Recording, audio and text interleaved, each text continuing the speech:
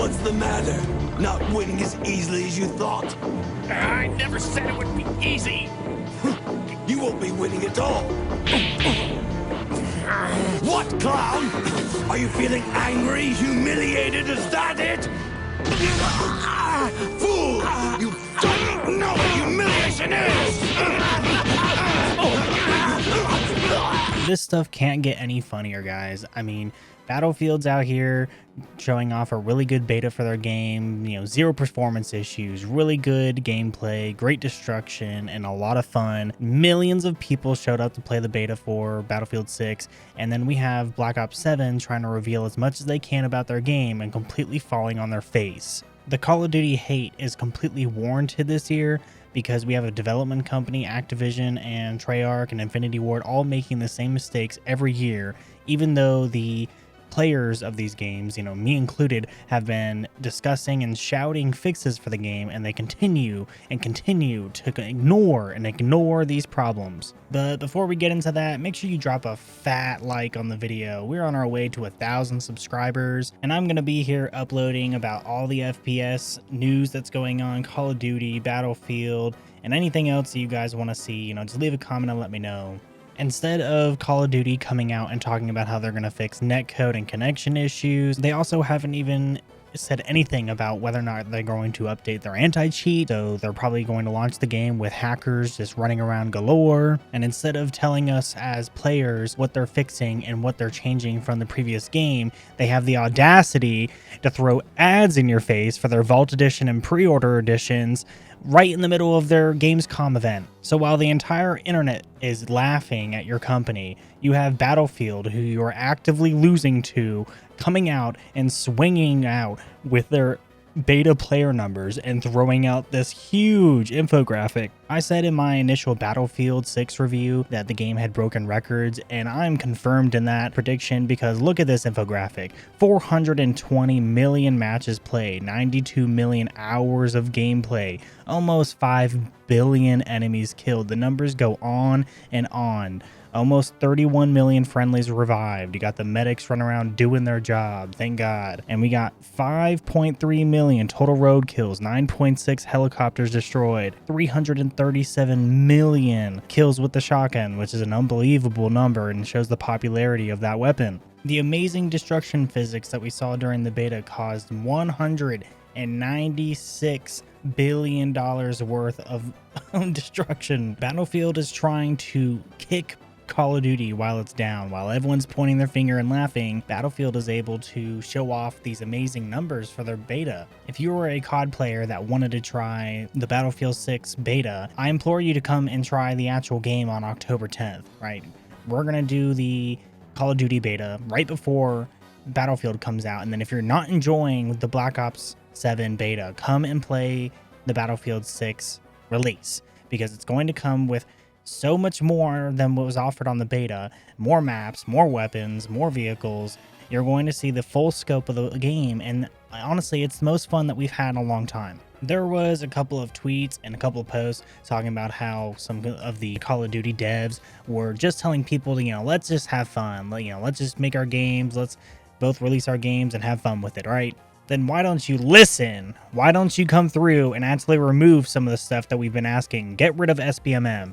Keep some of these lobbies together, right? The whole point that made some of the older Call of Duties fun was the fact that you had easy competition with each other, and it wasn't manipulated with an algorithm that specifically pushes you more towards a shop and then towards something to buy. They want your money. Activision only wants you to spend money in their game, and they'll do anything to make you turn on to that shop and go over there and buy some $30 to $40 bundle.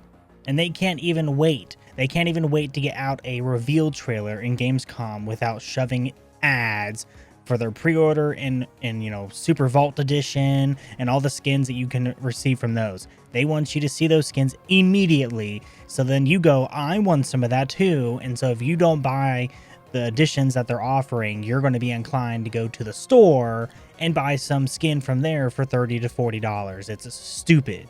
We keep doing this every year, and people are fed up. The hate is warranted. We are seeing a nuclear level meltdown for Treyarch and Activision for Black Ops 7. And this is only going to get worse.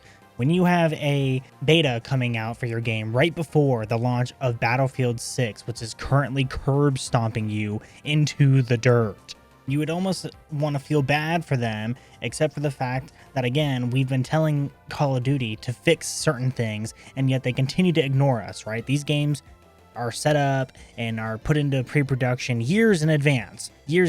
So the ideas are put forth, and then they start developing, and then if the game just doesn't stick when they start announcing it, you know, they're kind of screwed. They don't really have an option. And plus, their beta is going to come out, and then when that ends, they only have about a month to add what they need.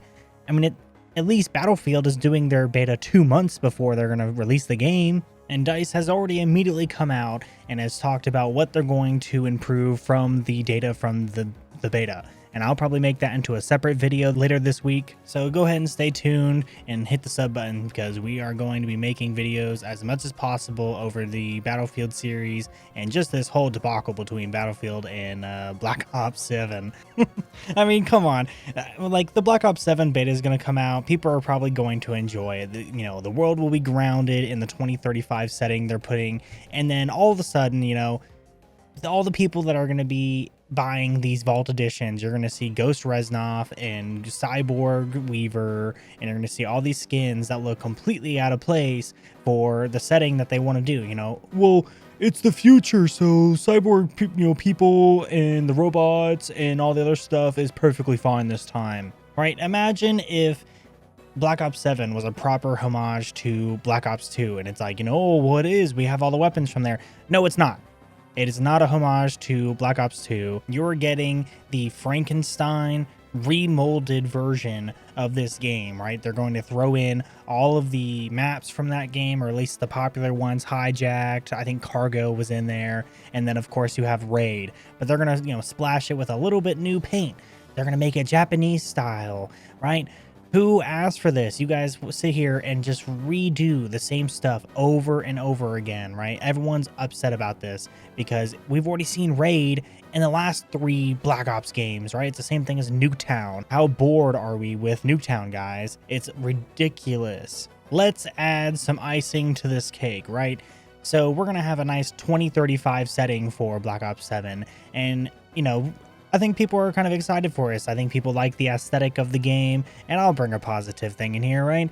We like a semi-futuristic game, right?